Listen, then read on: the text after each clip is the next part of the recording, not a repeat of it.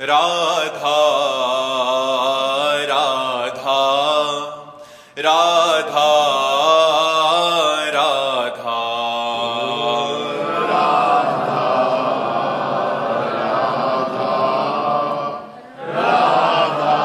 राधा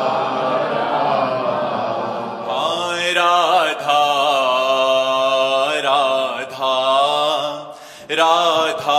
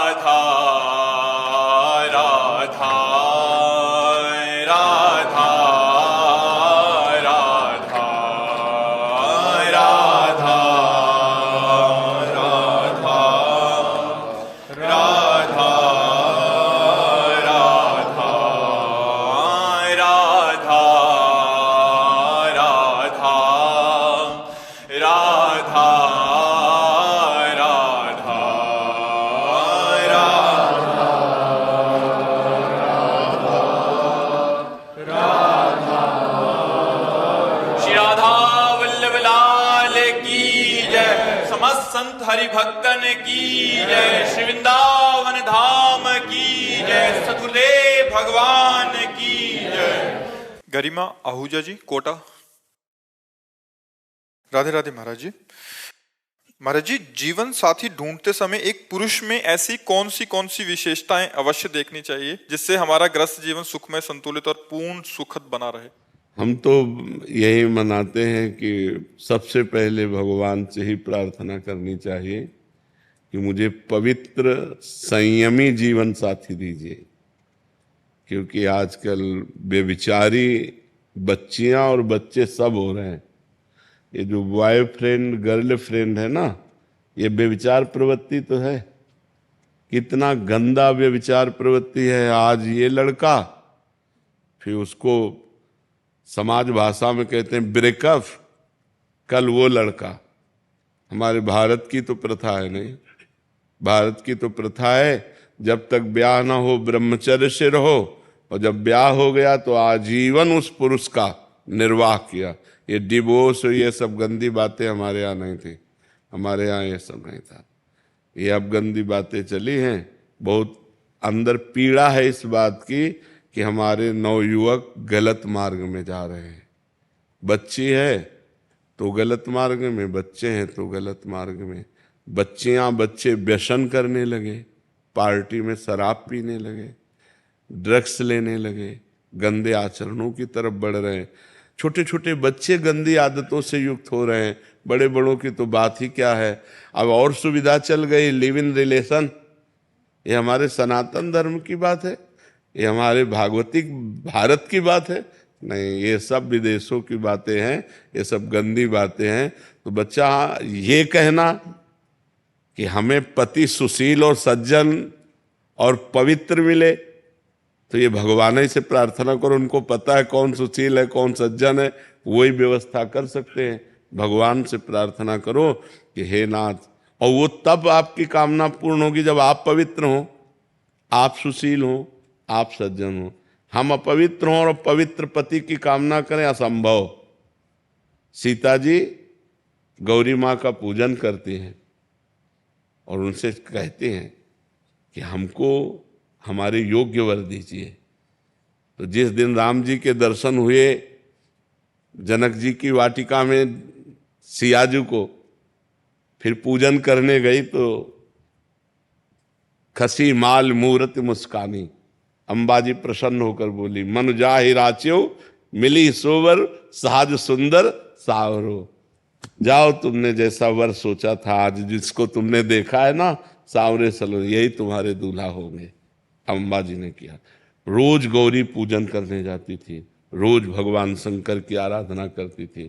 तो भगवान शिव की आराधना, भगवान शिव की कृपा से सुंदर वर की प्राप्ति होती है। माँ गौरी की कृपा से तो भगवान के लिए सोमवार व्रत रहो, गौरी की उपासना करो और भगवान से कहो कि मुझे सुंदर सुशील वर दो, तो वो सृष्टि में सब उनके हैं, तो वो कहीं ना कहीं मिला देंगे। नहीं, आज के वातावरण में जो चल रहा है ये बहुत मुश्किल है कि पवित्र लड़की मिल जाए या पवित्र लड़का मिल जाए। मुझे तो जैसा अनुमान लग रहा है कि 100 का 100% सब गिरते चले जा रहे हैं। कोई बिरला ऐसा कोई होगा कि थोड़ा कदम अपने रोक पावे। नहीं तो बच्चे कहते हैं कि जिसके गर्लफ्रेंड नहीं, कहते हैं उसको बड़ा निगेटिव भाव से देखते हैं, उपहास करते हैं। बड़ा विचित्र समय आ रहा है, बोले जिसके बॉयफ्रेंड नहीं लड़कियां उसको तो ये सब क्या है। अब हमको तो सुनने को मिलता है, हमारे समय में तो था नहीं, हम गांव में पढ़े हैं तो ये सब था नहीं।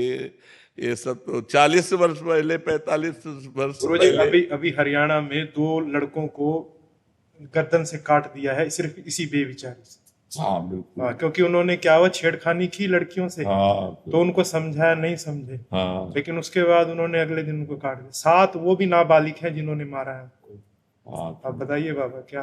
बिल्कुल नहीं, हमारे बच्चों में बहुत ये व्यसन, व्यभिचार, हिंसा, ये प्रवृत्तियां बढ़ रही हैं। इसको रोकें कैसे बाबा? बच्चों को मोबाइल देना भी मजबूरी है आज। हाँ, मोबाइल तो दीजिए, लेकिन उनको शिक्षा दीजिए कि गलत चैप्टर मोबाइल का ना देखें। उनको सत्संग सुनाइए, उनको थोड़ा नाम जप कराइए, उनको थोड़ा सत्संग, अध्यात्म से जब तक नहीं जुड़ेगा तब तक नहीं हो। ऐसे कितने बच्चे सामने आते हैं जो अध्यात्म से जुड़े हुए हैं, सर्वांग पुष्ट हैं, जवान हैं, लेकिन गलत नहीं है, वो अपने जीवन को सही मार्ग में ले जा रहे हैं। लेकिन बाबा इन बच्चों को टाइम कहाँ से दें? सुबह 6 बजे से और शाम के 7 बजे तक ट्यूशन, स्कूल, तो आध्यात्मिक का टाइम नहीं। आध्यात्मिक के लिए हमको लगता है कि अगर 30 मिनट केवल निकाल दिए जाएं, 24 घंटा होते हैं। एक बार हमने 24 घंटा का विभाग किया था, 12 घंटे पढ़ाई समझ लो, इससे ज्यादा कोई पढ़ेगा? जब हम वहां जाते हैं ना संसार में, जब गृहस्थ में जाते हैं तो बहुत मुश्किल होता है टाइम निकाल। हमें तो नहीं लगता ऐसा, क्योंकि हम भी एक किसान के लड़के हैं।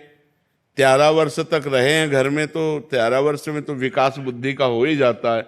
हमने भी देखा है, घंटों ताश लोग खेलते हैं, 24 घंटे कोई कार्यरत नहीं रहता। आपके अनेकानेक शिष्य हैं, हमसे मिलते रहते हैं महाराज जी। वो मतलब 4-4, 5-5 घंटे भजन कर रहे हैं महाराज जी। हाँ, वही कह रहा हूँ। बड़े बड़े पदों पे हैं, बड़ी बड़ी नौकरियां कर रहे हैं। हाँ, हम लोग अगर बेईमानी वाला समय ईमानदारी में लगा दें तो काम चल जाए। मैं बच्चों की बात कर रहा हूँ। देखो, बच्चे भी हैं, बच्चों को प्यार और शासन दोनों की जरूरत है। 24 घंटे पढ़ाई में नहीं लगे रहते, उद्दंडता भी करते हैं, गलत संग भी करते हैं, गलत मित्रों का भी संग करते हैं। 24 घंटे कोई नहीं पढ़ सकता। 6 घंटे सोने के बाद अगर हमारे 18 घंटे बचते हैं तो 18 घंटे में 2 घंटे भोजन के रख लीजिए, 1 घंटे मनोरंजन के रख लीजिए, और इतना अगर पढ़े शेष समय, मतलब 15 घंटे कौन पढ़ेगा? दिमाग खराब हो जाएगा, इतना थोड़ी पढ़ेगा। तो क्या होता है, समय को हम सार्थक नहीं कर, समय की कीमत नहीं समझते। उनको बैठ के समझाएं उनको। अब हमारे लोगों का जो बचपन ही केवल हम गृहस्थी में तो व्यतीत किए, तो देखा है स्कूल से आए, जो ही झोला रखा सो मक्का का खेत या इनके खेत में रखवाली के लिए बैठा दिए गए, और वही अपना स्कूल का काम करते जा रहे, पक्षी उड़ाते जा रहे और वहाँ अपना लिखा पढ़ी भी कर रहे, जो पढ़ाई लिखाई की है। अगर हमें लगता है बच्चों को शासन में रखा जाए और प्यार किया जाए, दोनों बातें की जाए, एक मित्रवत प्यार किया जाए और शासन में रखा जाए, तो शायद हमें लगता है। ऐसा नहीं है कि समय नहीं है। तो बाबा इसका एक कारण ये भी है कि जो परिवार टूट रहे हैं, पहले परिवार इकट्ठे रहते थे, जैसे अभी आप बता रहे थे, हम भी गांव में रहे हैं, तो गांव में कोई भी पहले पीट देता था गलत काम करना। हाँ, ये परिवार टूट रहे हैं, ये भी एक वजह है। हाँ बिल्कुल। और स्कूल में मास्टरों के ऊपर ऐसी कार्रवाइयां कर दी गई कि अब वो डांटते नहीं हैं।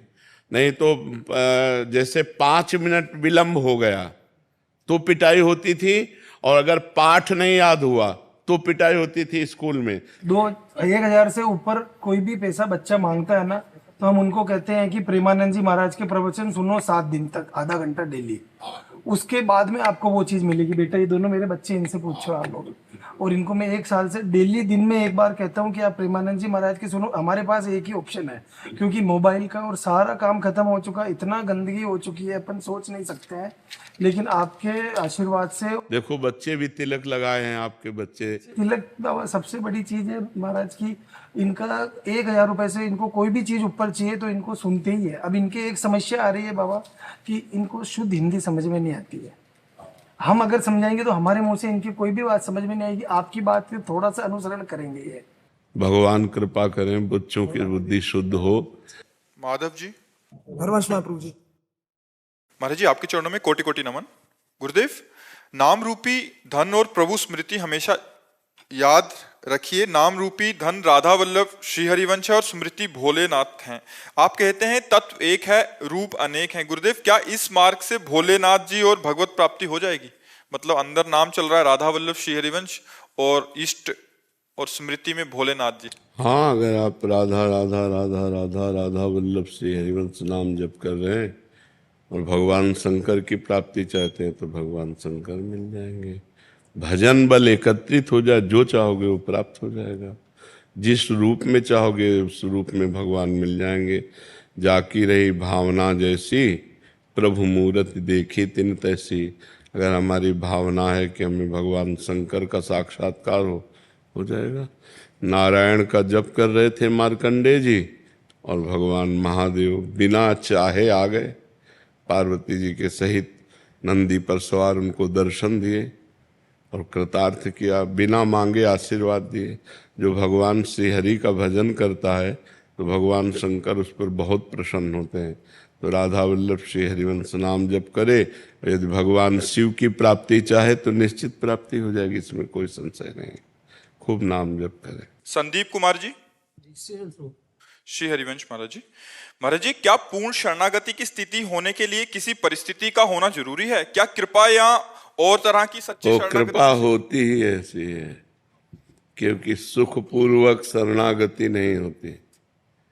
सुख में जीव बंधता है, परिवार में, धन में, शरीर में, भोगों में। असली शरणागति तभी होती है जब मन, बुद्धि, चित्त, अहंकार, तन, धन सब पूरा भगवान को समर्पित हो जाए। अब ये सुख पूर्वक होना बड़ा कठिन होता है। भगवान कृपा करें तो ऐसी भी बुद्धि हो जाए, पर ये सुख पूर्वक होता नहीं है। विधान है ऐसा। जब उसको सारे रास्ते बंद नजर आते हैं और भारी विपत्ति होती है, तब शरणागति, शुद्ध शरणागति होती है कि अब हमारा कोई नहीं। जब कोई हमारा नहीं तब भगवान की शरणागति। जैसे गजेंद्र की शरणागति, द्रौपदी की शरणागति तब तक नहीं हुई जब तक उन्हें पांडवों का भरोसा रहा, सभा का भरोसा रहा, अपने हाथों का भरोसा रहा, दांतों का भरोसा रहा। जब देखा कि अब बिल्कुल, तब हा गोविंद हा द्वारिकावासिन। हृदय से पूर्ण शरणागति। संसार में कोई अपना नहीं, संसार का कोई भी सुख सुख नहीं। शरीर भोगने लायक नहीं रहा, कोई बात नहीं करता, कोई रास्ता नहीं रहा, तब ये अहंकारी जीव भगवान की शरण में होता है। और ऐसे में संतों का संग मिल जाए फिर रंग चढ़ जाएगा। जहाँ संतों का संग मिला तहाँ भगवान की शरणागति प्रारंभ हो जाती है। श्रवण सुजस सुनि आयऊं, प्रभु भंजन भव भीर। भगवान का यश सुनकर ही भगवान की शरणागति होती है। तो केवल यश सुनने से बात नहीं बनेगी, परिस्थिति भी वैसी होनी चाहिए। वैसी परिस्थिति अपने लोग मन से नहीं कर सकते, भगवान विधान करते हैं, तब पूर्ण शरणागति होती है। अपबल, तपबल और बाहुबल, चौथो बल है दाम। शूर किशोर कृपा ते सब बल हारे को हरे नाम। जो हार जाता है तब शरणागति सही होती है। और जीव तब तक हारता नहीं है जब तक परिस्थिति ना आ जाए। कोई शरणागत कहाँ शरणागत, सब सुन तो रहे। देह हमारा, तन हमारा, मन हमारा, इंद्रियां हमारी, भोग हमारा, परिवार हमारा, सब कहने को है कि सब कुछ भगवान का है, लेकिन अंदर से शरणागति हो जाए, जबान से भले तुम अपना कहो, कोई फर्क नहीं पड़ता। अंदर से, हृदय से भगवान की शरणागति तभी होती है जब भगवान ऐसी कृपा करते हैं, ऐसी परिस्थिति दे देते हैं। जी। अंश जी यमुनानगर से। राधे राधे महाराज। राधे राधे महाराज जी। महाराज जी मेरी आयु 16 वर्ष है। मेरे पिताजी आपसे दीक्षित हैं। एक दिन आपके एकांतिक वार्तालाप सुनते हुए मैंने नाम जप से भगवत प्राप्ति होती है इस बात को अपने पिताजी से पूछा कि भगवत प्राप्ति होती क्या है। उन्होंने जवाब दिया कि जब हम परम पिता परमात्मा जिसके हम अंश हैं उनसे मिल जाते हैं तो उसे भगवत प्राप्ति कहते हैं। पर उसके बाद क्या होता है ये बात मेरे को ठीक से समझ नहीं आई। तो मैंने पिताजी से पूछा कि उन्होंने आपका नाम ले दिया कि आप उन्हीं से पूछिएगा भगवत प्राप्ति के बाद क्या होता है। हमारा हृदय आनंद चाहता है, सुख चाहता है, और वो भूल से विषयों में लगा। अभी तुम बच्चे हो, जो ये लोग हैं पूरा जीवन विषय भोगते हुए हो गया, क्या आज लगता है कि मैं सुखी हूं? वही तृष्णा, वही भोगने की फिर इच्छा, तो पूरा जीवन हो जाता है मनुष्य को भोगते हुए, कभी तृप्ति नहीं मिलती। हम आनंद चाहते हैं, शाश्वत आनंद चाहते हैं, नित्य आनंद चाहते हैं और परमानंद चाहते हैं जिसमें दुख का लेश ना हो। वो है भगवान। जो आनंद सिंधु सुख राशि, सीकर तय त्रैलोक सुपासी। आनंद समुद्र भगवान है। जब हम भजन करते हैं और भोगों का त्याग होता है और आनंद समुद्र भगवान से मिलते हैं, तो जैसे तरंग समुद्र में मिल गई। अब तरंग तरंग नहीं, समुद्र हो गई। जानत तुम्हें हो जाए। वो स्वयं भगवदा आनंद में डूब करके भगवत स्वरूप हो जाता है। जन्म मरण के भय से, नाना प्रकार की विपत्तियों से, नाना प्रकार के दुखों से, नाना प्रकार की कामनाओं की जलन से जीव मुक्त हो जाता है। समझ पा रहे हो? तो खूब नाम जप करो, ये आगे भगवान खुद अनुभव करा देंगे। ये अनुभव गम्य है। ये वाणी से इसका क्या वर्णन करें। भगवदानंद का वर्णन तो बहुत दूर की बात है, विषयानंद का वर्णन नहीं हो सकता। आप एक चीज कोई खा लो तो पूछे कैसे, बोले बहुत अच्छी। मान लो गुलाब जामुन पाओ, कैसा है? बोले मीठा है। कैसा मीठा है? बोले बहुत मीठा है। इसके आगे तीसरी बात होगी कि आप खा के देख लो। जब विषयानंद का वर्णन नहीं हो सकता तो भगवदानंद तो बहुत अनिर्वचनीय है, उसको कैसे वर्णन किया जाए। वो तो अनुभव गम्य भजें जय संता। अनुभव गम्य है, जितना भजन करोगे उतना अनुभव होता जाएगा। जी। ऋतु गौर जी। राधे राधे। राधे राधे महाराज जी। महाराज जी क्या हमारे अलग अलग पंथ के विभिन्न गुरु हो सकते हैं? हाँ, क्यों नहीं। भगवान की विभिन्न उपासना है। जैसे दास भाव की उपासना है, सखा भाव की उपासना है, गोपी भाव की उपासना है, वात्सल्य भाव की उपासना है, सहचरी भाव की उपासना है, ब्रह्म भाव की उपासना है। तो पढ़ाई पूर्ण तभी होती है जब हमको अंग्रेजी का भी ज्ञान हो, हिंदी का भी ज्ञान हो, गणित का भी ज्ञान हो। तो एक ही मास्टर थोड़ी पढ़ाता है, अलग अलग मास्टर होते हैं। अंग्रेजी के अलग मास्टर होते हैं, हिंदी के अलग होते हैं, गणित के अलग होते हैं। ऐसे दास्य भाव के अलग आचार्य हैं, सख्य भाव के अलग आचार्य हैं, सहचरी भाव के अलग आचार्य हैं, गोपी भाव के अलग आचार्य हैं, ब्रह्म भाव के अलग आचार्य हैं। तो वही भगवान विविध उपासनाओं की पूर्णता के लिए विविध आचार्यों के रूप में, गुरुओं के रूप में अवतरित होते हैं और वही अपने धर्म का उपदेश करते हैं। अब अलग अलग भाव है। हमें लगता है भगवान हमारे मित्र हैं। अब हमारी ये सिद्धि कैसे हो? तो सखा भाव की उपासना वाले गुरु का हम अनुसरण करेंगे, तभी हम ये सिद्ध हो पाएंगे। तो इसीलिए विविध गुरुओं के रूप में भगवान ही विराजमान हैं, विविध आचार्यों के रूप में भगवान ही विराजमान हैं। अपने प्रेम का रहस्य स्वयं भगवान गुरुदेव या आचार्य के रूप में वर्णन करते हैं। तो हो सकते हैं, विविध रूप हो सकते हैं। अखिल जी। ज्यादा वाला श्री हरिवंश महाराज जी। महाराज जी हमारा दिमाग आगे का जीवन के लिए प्लानिंग करता रहता है। उस प्लानिंग को रोकने के लिए क्या श्री जी की तरफ मोड़ सकते हैं? उस प्लानिंग को मोड़ना ही चाहिए, नहीं डिस्टर्ब हो जाओगे। ओवर थिंकिंग तुम्हारी जब बढ़ेगी, नकारात्मक सोच बढ़ने लगेगी और नकारात्मक सोच और ओवर थिंकिंग आपको डिप्रेशन में पहुंचा देगी। क्या होगा, ऐसा ना हो जाए, कहीं ऐसा ना हो जाए, ऐसा हो जाएगा, फिर ऐसा हो जाए। वो सोच सोच सोच के सारी ऊर्जा शक्ति नष्ट हो जाती है और आदमी डिप्रेशन में पहुंच जाता है। हमको कल की नहीं सोचना, हमारा अभी का समय ठीक जाएगा तो हमारा भविष्य अच्छा होगा। भूत तो अच्छा हो ही जाएगा, जैसे हम बोले राधा राधा और अच्छा कर्म किए तो ये कर्म हमें भविष्य में सुख देगा और ये भूत को पवित्र कर देगा। तो वर्तमान को जो देखता है, वर्तमान को सुधारता है, जो वर्तमान में दृष्टि रखता है, उसका भूत और भविष्य पावन होता है। जो भूत भविष्य की चिंता में वर्तमान को व्यतीत कर देता है, उसका जीवन व्यर्थ होता है। मान लो ये वर्तमान का मिनट है, अब इस मिनट में आगे क्या होगा, अगर आगे ऐसा हो जाता वैसा हो जाता तो उसका कोई परिणाम तो रहा नहीं, व्यर्थ है।